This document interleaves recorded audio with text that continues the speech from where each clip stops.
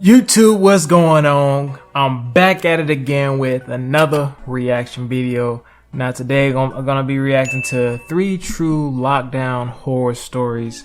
You guys said that it was gonna scare the crap out of me, so let's check this thing out, see if it actually scares me.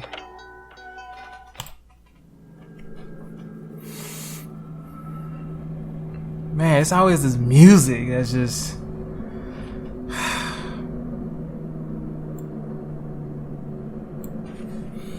I should have got me some water or something. I was 16 in my junior year of high school. I had 9 periods in a school day. 5th period was lunch, and straight from there was my astronomy class. My astronomy class was actually held in one of the 2 basement classrooms of the school. My high school was big, there were 3 floors, and even that wasn't enough to accommodate all the classes offered, so the school built 2 classrooms in the basement. It was honestly kind of creepy down there when nobody else was around. That is a creepy hallway. Area. However, it was remodeled to better resemble a typical hallway. The only thing, there were no intercoms or loudspeakers down in the basement at that time. For that reason, no classes were held down there first period for the morning announcements.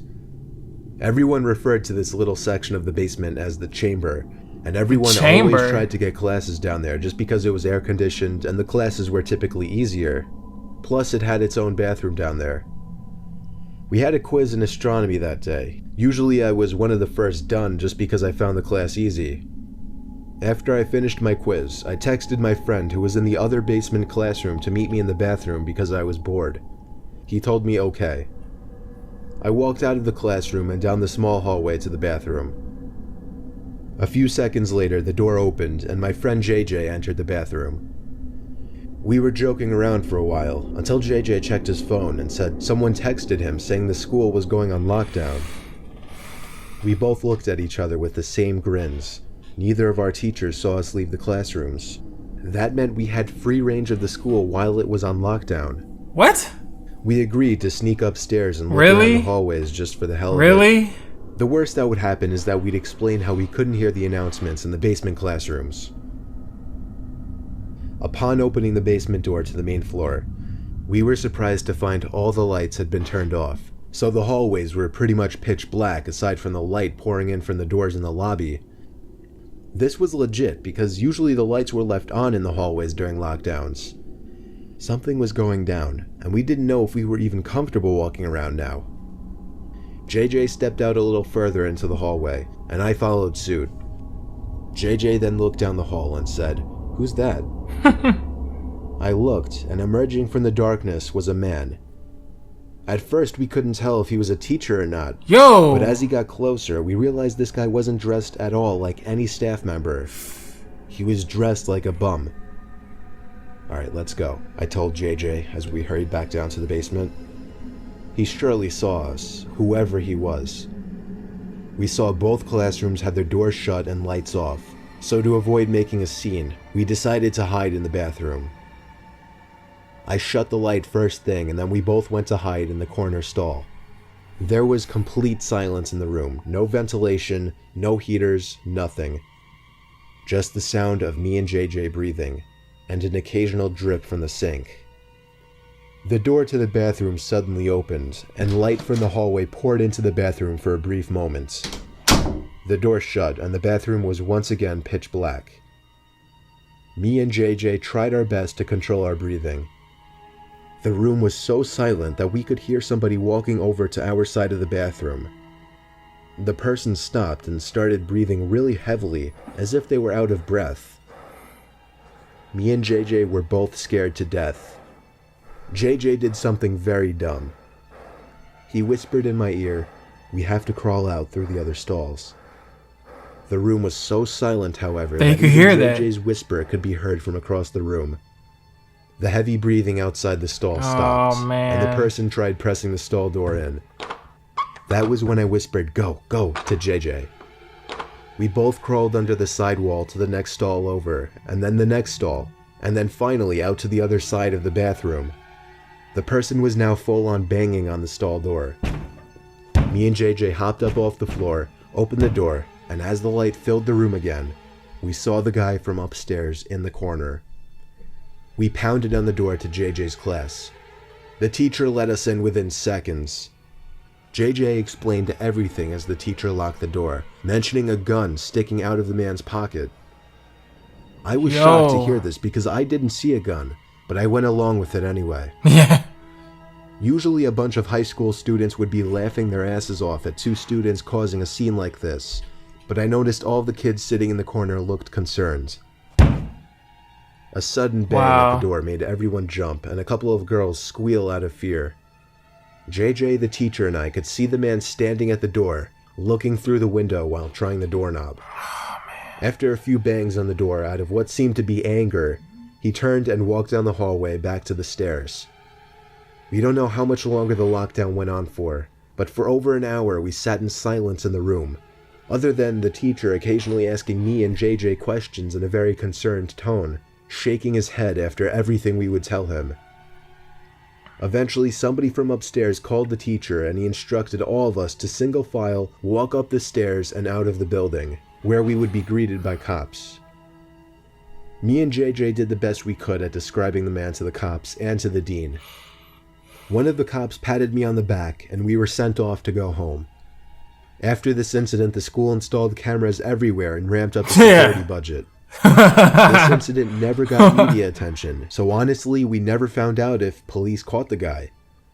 I'm convinced that man had no other intentions but to kill us then and there in that bathroom stall. Yep. Wow, that's crazy, man. I'm sitting here sweating and stuff. Like, oh my God, what is going on?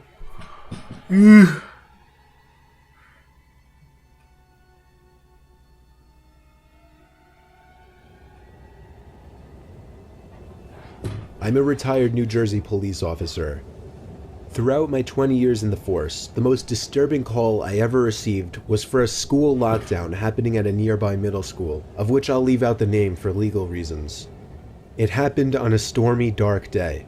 My car number was called on the radio to respond to a lockdown, where a suspicious-looking man was seen stepping out from a white van parked behind a school and walking into the back door by the boys' locker room. I pulled up to the back parking lot of the school, right next to the white van. Nobody was inside and all the doors and trunk were locked. I opened the red back door that entered into the gym hallway, right by the locker rooms. The main lights had been turned off, so the whole inside of the school was dark. I unholstered the flashlight from my belt and used it to navigate the halls. I made it to the lobby of the school, where a woman emerged from the front office quietly, telling me to check the boys' locker room, but to be careful because the person might be armed. I called for backup on my radio and was assured backup was already on the way. I made it back to the hallway I entered from, where I found the boys' locker room right next to the exit. I pushed it open very quietly. There were no windows in the rooms, therefore there was no light whatsoever in that locker room. Only the light provided by the flashlight. There was a white noise in the room, some kind of vent on the ceiling blowing air. But even over that, I was hearing faint scratching type noises, or little dings on the locker doors from the other side. I was supposed to make my presence as a police officer known, but honestly, I was just too scared. The tension in the room was insane. I would have been scared too, like, what the heck? I held my flashlight in one hand and my gun in the other as I snuck to the other side of the locker room. It seemed like wherever I was in the room, the dings and thuds would be coming from the other side. I was standing in the corner of the locker room, right by the door to the bathroom, when the sound of someone slamming a locker door from another room made me jump out of my skin. I went in the direction where I heard the slam, to find out that it was from the boys' football team locker room. There was no door separating the main locker room from the football locker room. The lockers in here were also 3 times the size. I finally had the nerve to make my presence known by shouting police. After shouting, a kid started screaming help from somewhere in the room. It was very muffled though. The kid pounded on a locker door on the other side of the row I was in. When I found out that the boy was trapped inside of a locker, I felt sick in my stomach.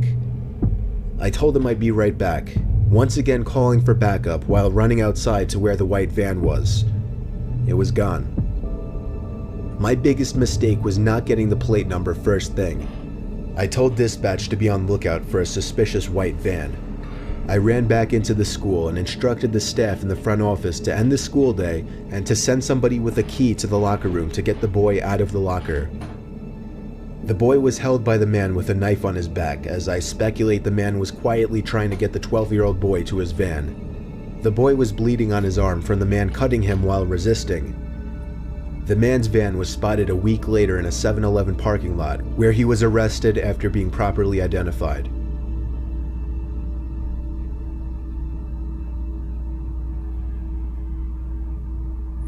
Wow. I was staying in a Hampton Inn in New Jersey when I was visiting Rowan University, a college I potentially wanted to attend. My family couldn't come with me, so I was on my own. After attending campus tours, I went to get a bite to eat at a nearby restaurant, and then went back to the hotel at around 8 p.m., planning on going back to campus again the next day. About an hour after returning to my room, a strange alarm started going off in my room, along with a white light flashing from the corner of the ceiling. A message started looping shortly after as well, saying something that sounded like that was some real. I thought the alarm in my apartment was going off. This is a lockdown. I'm like, what? I'd never heard of a lockdown in a hotel. I never even knew hotels had alarms like this. I found it more interesting. I mean, you would have think that they would have alarms like that. Eventually, the sound of the alarm stopped, but the light kept flashing, and every 20 seconds or so the message would repeat. It was only like 9:30, so I turned on the TV just as background noise while I started changing clothes and brushing my teeth. I shut the lights when I was done and hopped under the covers. I watched TV for half an hour before shutting it off. The light was still flashing with an obnoxious bright white every few seconds. It was definitely going to hinder my sleep. I was starting to consider calling the front desk to ask what was going on, when the phone rang. Yo. It was someone from the front desk. I was expecting them to tell me something about the alarm and when it would shut off, but instead the person on the other end spoke in a very concerned voice. She told me to remain calm and walk out the door. Remain calm and walk out the door? To ask her what exactly was going on. She went on to tell me that there was somebody in the room with me and to get out immediately. What? I dropped the phone and instinctively started looking around everywhere. Part of me was curious to see if somebody was in fact in the room. The fuck? I checked under the bed, looked into the empty bathroom, nobody in either spots. Then I noticed the closet door right next to the bathroom. Yo. It was one of those closets with a wooden sliding door. Come on, man. It was open just a tiny crack, and through that tiny crack, I could see a person's face. Come on, man. At first, it didn't sink in what I was seeing, but when the door slid shut, yo, that was when I freaked out and ran out the door. The people at the front desk showed me security footage from an hour earlier of some sketchy-looking man walking around the hallways, apparently looking for a certain room. When he got to my door, he opened it with the card he somehow acquired, and that was what? It. How did he get the key? Authorities took the person out in chains. It was a man, of course, on the shorter side, easily 40s. He looked at me as he passed, as if he knew who I was immediately. It's scary thinking back that he may have been watching me for more than an hour from that closet. Wow. No, no, no. No, no, no, no, no. Oh, man. That creeped me out. That creeped me out. Especially that last one. When the dude was in the closet just looking at him. And just... I'm like... What the heck? I would have went out that room so freaking fast. Well, I would have left when the alarms were sounding. I'm like, what's going on? Like, what the heck? But still, that creeped me out. That creeped me the heck out.